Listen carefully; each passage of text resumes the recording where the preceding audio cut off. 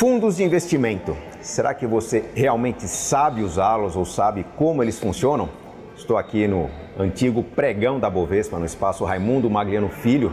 Hoje um espaço de conhecimento, de cultura, um excelente café. Você deve estar ouvindo o som das xicrinhas batendo de fundo aqui.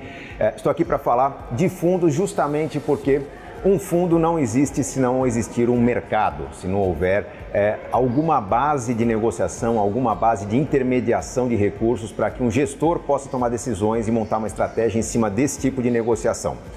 Para que você entenda como é que funciona um fundo, vamos entender ou reforçar como é que funciona a ideia de um mercado qualquer, renda fixa, renda variável. Quando se fala de mercado financeiro, estamos falando de oportunidades que são padronizadas e fracionadas para que investidores de todos os portes possam fazer negociações que, sem essa padronização, seriam limitadas aos grandes investidores. Então, por exemplo, um banco pode emprestar para outro banco quando esse outro banco precisa de recursos. Mas, de repente, esse banco pode também emitir CDBs, seus títulos de renda fixa, para que seus investidores, seus poupadores possam, aos pouquinhos, formar uma reserva que seja necessária para esse banco. Da mesma forma, uma empresa pode emitir debêntures para que investidores do mercado tragam recursos para essa empresa investir na expansão dos seus negócios.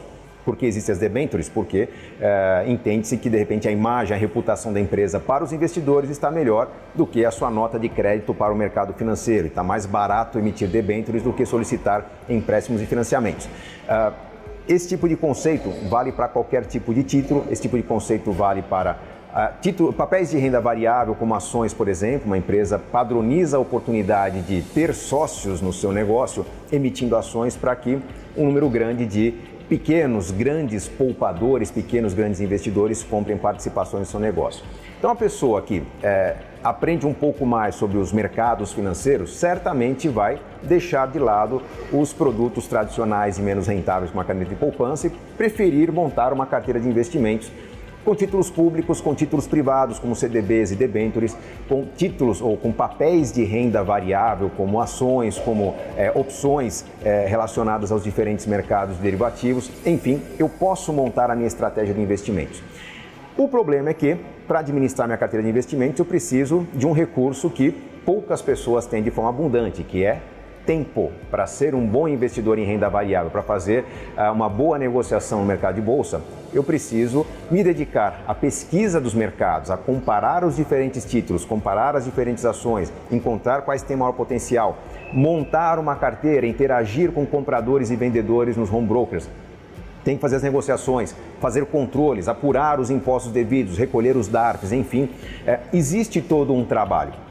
Uma pessoa que tem uma rotina corrida, um professor, um médico, pai, mãe, não importa, se você tem uma agenda limitada, você vai sentir dificuldade de acompanhar o desempenho de um trader, de um investidor profissional, de uma pessoa que se dedica ou que faz a sua vida com esse tipo de negociação. Você vai se sentir à margem desse mercado. Investidores que têm menos tempo, que não conseguem acompanhar o mercado, vão preferir fazer esse tipo de investimento, talvez através da ajuda ou com o intermédio da ajuda de um gestor de fundo, uma pessoa que, liderando uma equipe de especialistas, de profissionais especializados em estudar o mercado, montar estratégias e, de certa forma, administrar a condução dessas estratégias, com esse tipo de intermediação a pessoa se sente mais segura de fazer investimento. É para isso que nascem os fundos, por isso que surgiram os fundos. Os fundos nada mais são do que uma espécie de condomínio em que alguém, esse alguém é o gestor do fundo, organiza uma estratégia, documenta essa estratégia na forma de um prospecto, algo que você verifica no site da instituição que distribui esse fundo, ou solicita ao seu banco, ao seu agente de investimento. Então, no prospecto você vê a estratégia desse fundo.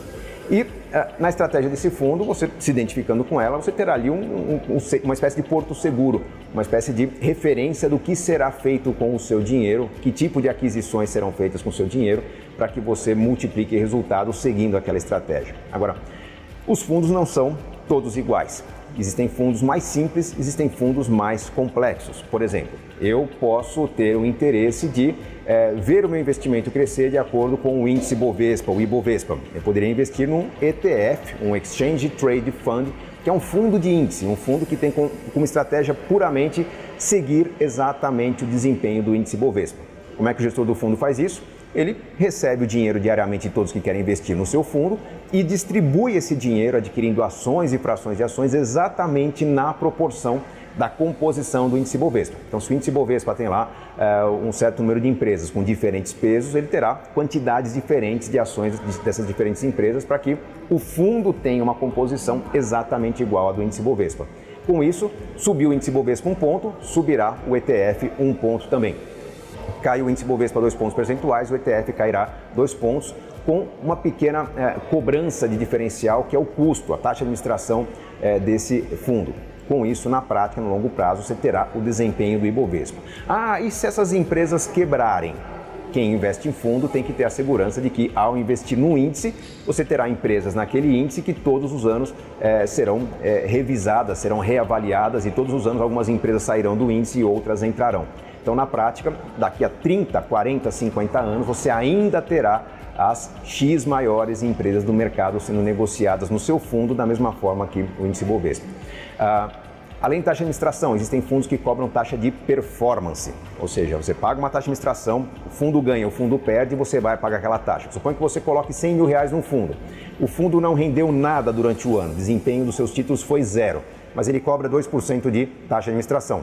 Naquele ano você terminará não com R$100 mil, mas sim com R$98 mil, porque terá pago uma taxa de administração. A ideia é selecionar fundos que mostrem desempenho, que consigam bater o desempenho do que é o benchmark, do que é a referência. Então, taxa de administração é um fator a ser considerado. Quanto mais alta a taxa, maior será a mordida do gestor para cobrar pelo seu serviço. Obviamente que gestores mais competentes trarão mais resultado e compensarão, taxas maiores serão cobradas.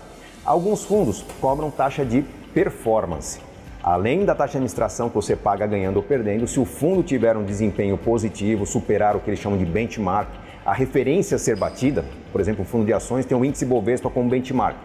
Tudo que ele superar o benchmark será dividido com o gestor. Então, tem uma taxa de 20%. Suponha que o índice Bovespa suba 20% no ano e seu fundo deu 24%. Aqueles 4% a mais terão 20% de retenção para o gestor. Mau negócio pagar taxa de performance? De forma alguma, você só pagará se tiver um ganho maior do que seria a sua referência. Outros fundos têm um critério que deve ser analisado com cuidado, que é o da liquidez limitada. Você não pode sacar o seu dinheiro a qualquer momento. Quando você solicita o resgate, existe um prazo de cotização, por exemplo, é cotizado em 30 dias, então você solicitou o resgate hoje, daqui a 30 dias será fechada a cota do fundo para depois de 1, 2, 3, 4 dias, o dinheiro cai na sua conta a partir do valor daquela cota. Vamos supor que você está num momento excelente do índice que você acompanha, rentabilidade fantástica, solicitou o resgate, naqueles 30 dias o índice cai. Você perderá dinheiro porque a cotização é 30 dias. Por que isso? Porque a estratégia de alguns fundos exige menor liquidez. Você pega um fundo de pequenas empresas, small caps, por exemplo, o gestor sabe que para comprar ações de small caps, primeiro precisa encontrar quem esteja vendendo essas ações. Quando alguém solicita um resgate, precisa encontrar quem compra essas ações. Small caps são tipicamente empresas de menor liquidez, menor negociação. Então o gestor precisa ter esse tempo para liquidar os papéis e dar conta da solicitação do seu cotista, do cotista do fundo, para que ele possa ter dinheiro para entregar na conta dele. Então, na prática, alguns cuidados têm que ser tomados, alguns indicadores têm que ser estudados para você não cair em alguma armadilha do tipo selecionar um bom fundo, mas contar com o dinheiro no meio do caminho e perceber no meio do caminho que ele tinha pouca liquidez. Ou, de repente, contar com uma rentabilidade cega e não entender que havia algumas taxas envolvidas. Qual fundo que é melhor para você? O melhor fundo sempre será aquele que atende a uma expectativa, a uma necessidade da sua estratégia de investimento. Quando as pessoas perguntam onde investir, a resposta sempre é: me diga como é que está a sua situação pessoal. Você tem reserva de emergência, está poupando para aposentadoria, está construindo algum tipo de sonho durante quanto tempo? Porque esse quanto tempo me remete à liquidez. Tem ou não tem uma reserva de emergência, me remete à renda fixa, a um cuidado imediato. Você tem uma estratégia que pode esperar um pouco mais de tempo para ser realizada, me remete à ideia de mais risco. Então, o mercado de fundos é extremamente generoso, é extremamente complexo e completo para oferecer para você uma estratégia que seja adequada àquilo que você precisa, se é que você sabe o que precisa. Então, antes do investimento em uma boa carteira de fundos, seria muito bom você fazer uma autorreflexão e entender o que é que está faltando na sua vida para fazer uma escolha que seja aquela adequada para a sua necessidade. Porque não existe um fundo melhor no mercado. Se existisse, todos os investidores iriam atrás dele para ir atrás do mesmo fundo, alguém tem que vender cotas, e se aquele é o melhor fundo do mercado, ninguém vai querer vender. Então, tecnicamente, fica inviável ter um único produto que seja adequado para todos. É importante você saber selecionar aquele que é mais adequado para você. Espero ter esclarecido, espero ter ajudado a fazer bons investimentos. Você faça boas escolhas de fundos, afinal, enriquecer é uma questão de escolha.